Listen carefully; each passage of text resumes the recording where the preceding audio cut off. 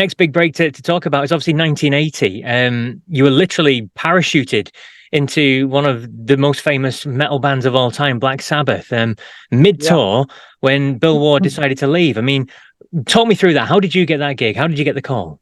Well, even before that, right before Sabbath, I got a call from Sharon Osbourne, and they were putting Ozzy's band together.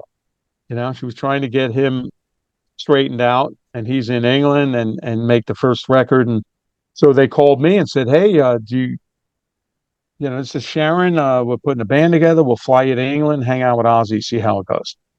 Oh, whoa! I was 20 years old. I'd never been out of the country except for Canada, and so I asked Carmine, my brother. I said, "Is Ozzy crazy? I mean, should I do this and go all the way over there?"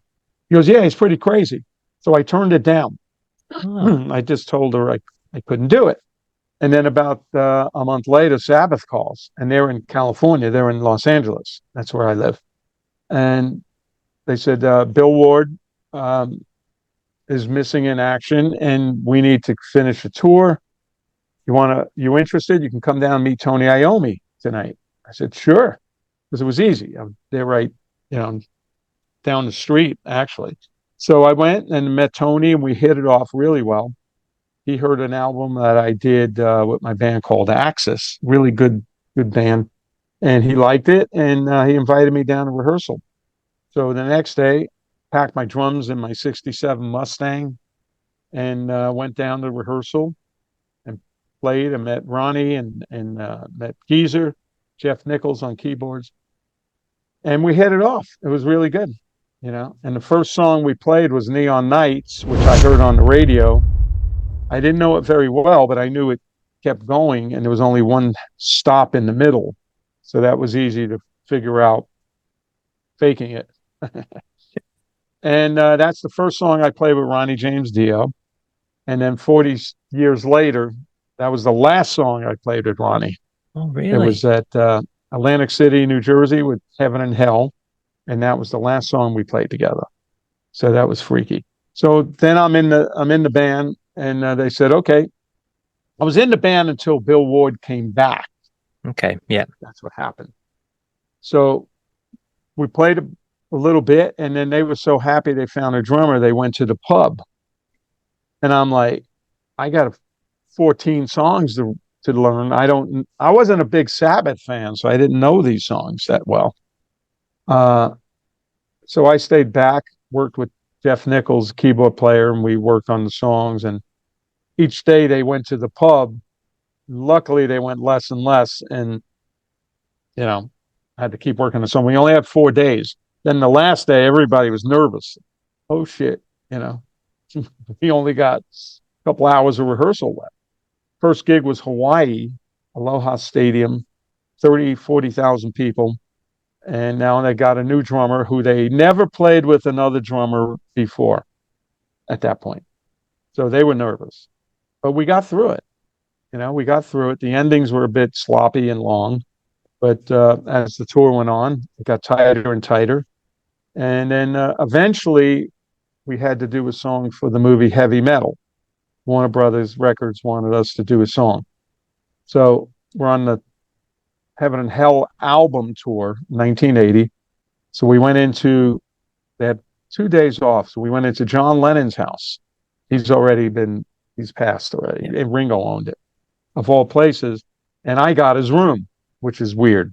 They gave me the key. I go to the door. It's John and Yoko. I didn't go in because he just passed away, and I thought it was weird, stay in the room. I should have went in the room. I wish I did. So that's where we wrote and recorded the Mob Rules song. The Mob Rules. That was the first version of it, and that came out so good. Everybody was happy and crazy. The record company loved it. So that kind of cemented me into I'm in the band, and Bill Ward doesn't look like he's coming back. So, and then I continued from there. Incredible. Some incredible sliding doors moments there. If you said yes to Ozzy, then you might not have met up with Ronnie and everything that followed with that as well afterwards. So yeah, crazy. Holy Diver might have been Holy smokes. Indeed, indeed. Speaking of mob rules, I mean, what was the process behind that then? Obviously, you were part of the band at this point. Tony and Geezer, obviously original members. How much say did Ronnie and yourself have in the songwriting process at this point? Oh, well, Ronnie had a lot of say in it. He always had a lot of ideas, Hmm. and he's writing the lyrics. Geezer's not writing the lyrics now, so he had a lot of say. They all did, you know. And I didn't really say much. I was all ears. I mean, these guys. I'm the new kid on the block. What am I going to say? Whatever ideas I might have said something here and there, but I was cool. And but the songwriting process was really good. I mean, we wrote that song in one day, and started recording it and finished it the next day. That's pretty amazing for that band. Absolutely. And then after that album, there was the recording of the Live Evil, and then tensions began to creep in, didn't they, between various members and various accusations about Ronnie and maybe yourself altering the live mix and all that sort of weird stuff that went on. I mean, what were your memories around that time when it got messy? Um, well, it got messy while we were recording the Live Evil stuff on the road. It became we had two limos, Tony and Geezer and Jeff in one, me and Ronnie the other. Mhm. It became that kind of thing. They weren't getting along that good. I would jump in either limo. I had no problem with anybody, obviously. I loved everybody. And so that became apparent. And then when we went to mix the album, we were supposed to be mixing in the afternoon, like 2 o'clock, 3 o'clock. And Ronnie and I would show up because we live close together. So we'd drive in together. I'd pick Ronnie up, he'd pick me up, or I'd meet him at his house. And we were there, and Tony and Geezer weren't there. So a couple of days of that, we wasted, a bunch of hours each day just sitting there. So Ronnie decided, well, let's try to get some work done. So we didn't never put the vocal up and the drums up. I have no say in this. I just along for the ride. And then in the movie Dio Dreamers Never Die, they interviewed Tony and Geezer. We don't even remember what happened. That's I was cracking up. Well, I don't know what happened, but you know, things were different back then. So it's crazy. Yeah, and obviously you must have had a great friendship with Ronnie. So, how difficult was it when he decided to leave and ask you to go with him to form Dio? Then, because obviously it sounds like a difficult thing to choose between Black Sabbath and the name and Geezer and Tony, and then going off to something new with Ronnie. Well, it wasn't that hard to do because I'm 22 years old. When you're young, you go, "Hey, yeah, I'll try that. I'll try that." And it wasn't like, "Oh my God, what about my mortgage payment and this and that?" It wasn't about that at all. So I just thought we get along so well. This is one of the greatest singers in rock, and we live at the same place.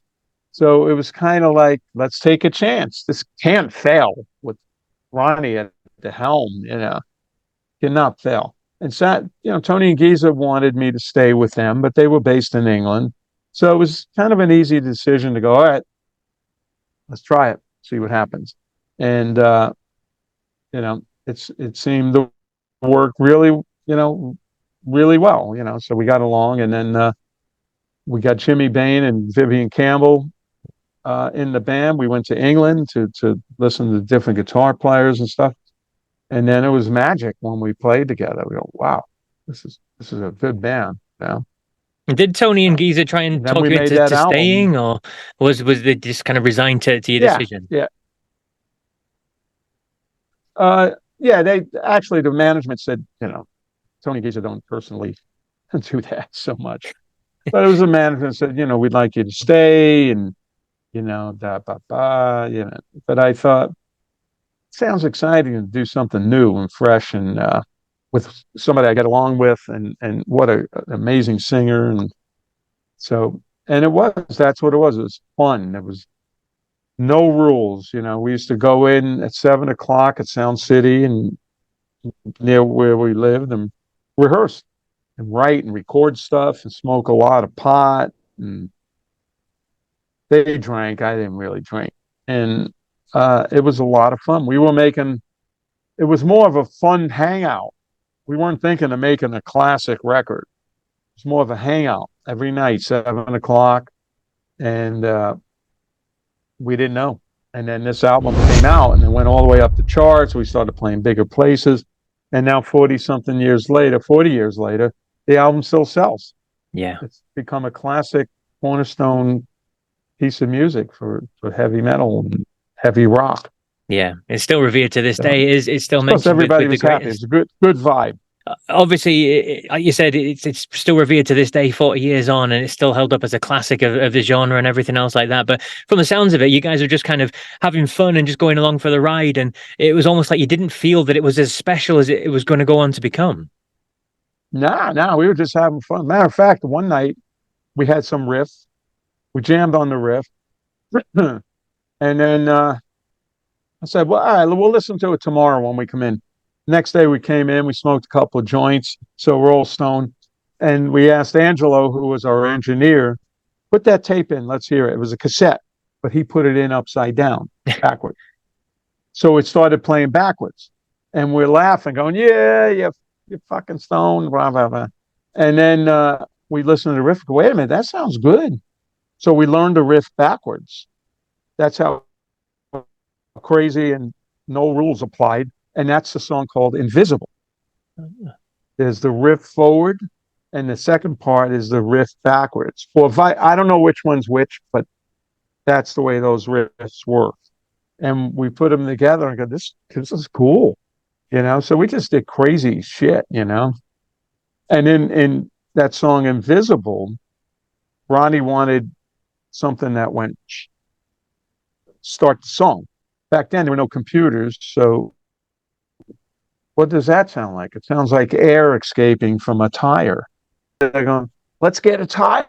And our friend, the tire, and I don't think anybody ever mic'd the tire. So we mic'd the tire, go, okay, you ready? And he let the air out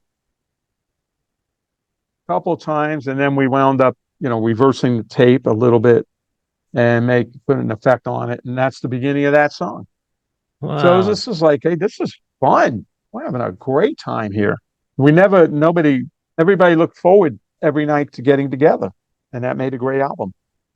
Incredible stuff. Incredible stuff. So obviously it's very creative. It's very relaxed and informal in terms of making the music and just letting it go and see where it comes from. But what was Ronnie like as a person then? Was he kind of driven and very headstrong when it comes to making the music and the purpose and the direction of things? Yeah. He's always driven. That's why back in Live Evil, he didn't want to sit there and waste time. Well, let's do something.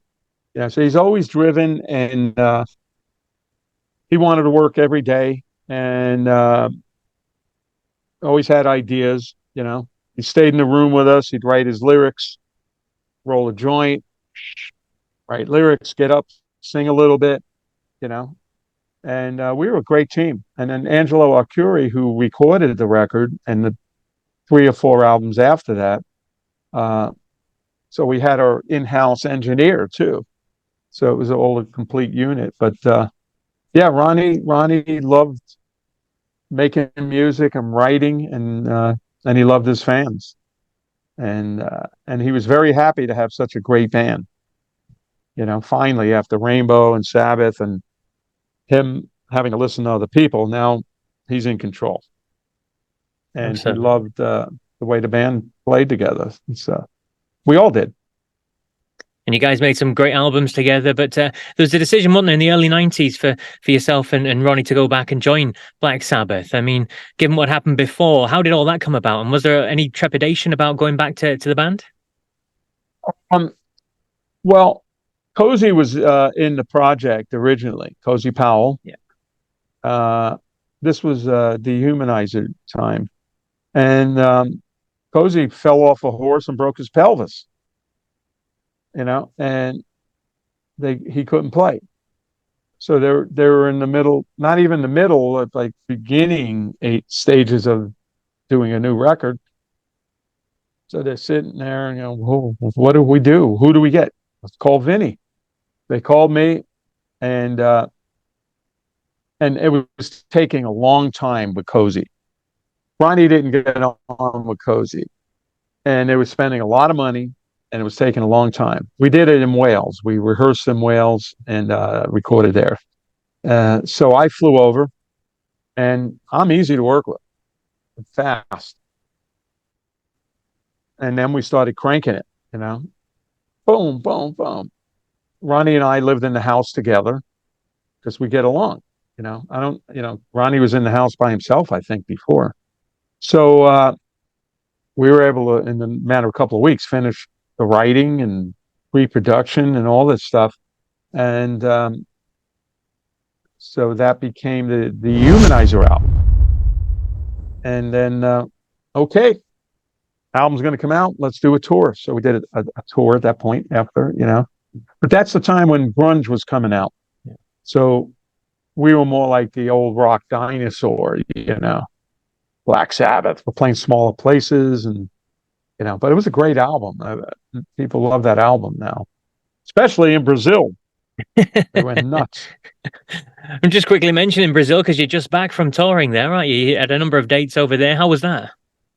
Oh, I got a great band down there, and I've done it. I've done it 3 times down in South America, and what we play is a lot of stuff from Marlboro's, Dehumanizer, and some old Sabbath, Heaven and Hell, you know, all that, and a little bit of Dio, and they just go crazy. I played 5 shows; they were all pretty much sold out.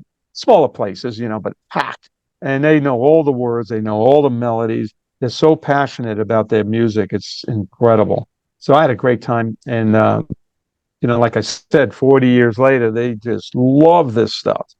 And I did some. I'm doing them in the States now as well. I did 5 shows a couple of months back, and you know, as we have time off with Last in Line with Vivian Campbell, I'll be booking these shows, and it's a fun thing for me playing all this old stuff. You know, and it's low stress. We're not trying to sell records. We're not trying to become a big band. It's more of a tribute with me. So I call it like a tribute plus to Black Sabbath. Dio, you know, I'm the plus. And you mentioned last in line there. It was following the sad passing of Ronnie, wasn't it? The band formed and got together. You guys and members. Talk us through how that came about as well, because obviously yourself and Vivian and everyone involved. Well, Ronnie passed in 2010, and about 2015, Vivian called up and said, "Hey, I'm in town. I just spoke to Jimmy. You up for a jam?" I said, "Yeah, that'd be fun, you know." So we got together and we jammed and played all the old Dio songs from Holy Diver and Last in Line. And it was a lot of fun. We were cracking up, trying to remember the parts, and Viv trying to remember the solos. So it was so much fun. We said, let's do it again next week. So we booked the rehearsal place, and then my friend Andy Freeman, I played with him a long time ago with George Lynch. I called him. I said, "You want to come down and sing? You know some of these songs." He goes, "Absolutely." So he came down, sang with us, and he blew everybody away. And we went, "Wow, why don't we do some dates?" So that's how it came about. Then we did dates, and then our manager at the time, Steve Strange, and he rested in peace.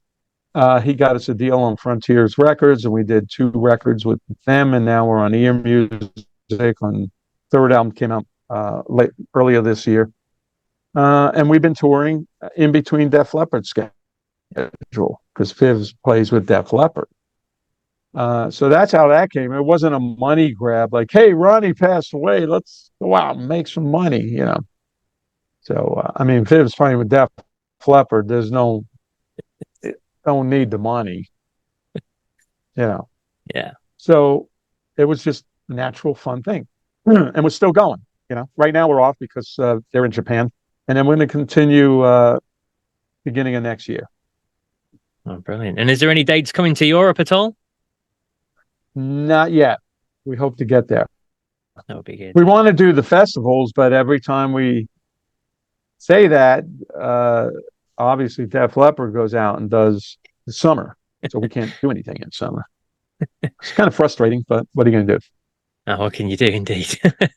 Difficult one. But now I'm doing this, so I'm happy. Good stuff. If we can't play, I can go out and do this. We call it Sabbath Nights, Knights. Yep. Sabbath Nights, and when I played here, places were packed and people loved it as well. So because I'm the only guy now from the original band that's out there. Tony Geezer, no more. Ozzy seems like no more. And I was the only other drummer in the beginning, so and made some of the albums with them. So I think at the time is perfect now for me that I still want to do this. Go out and play this stuff. People want to hear it.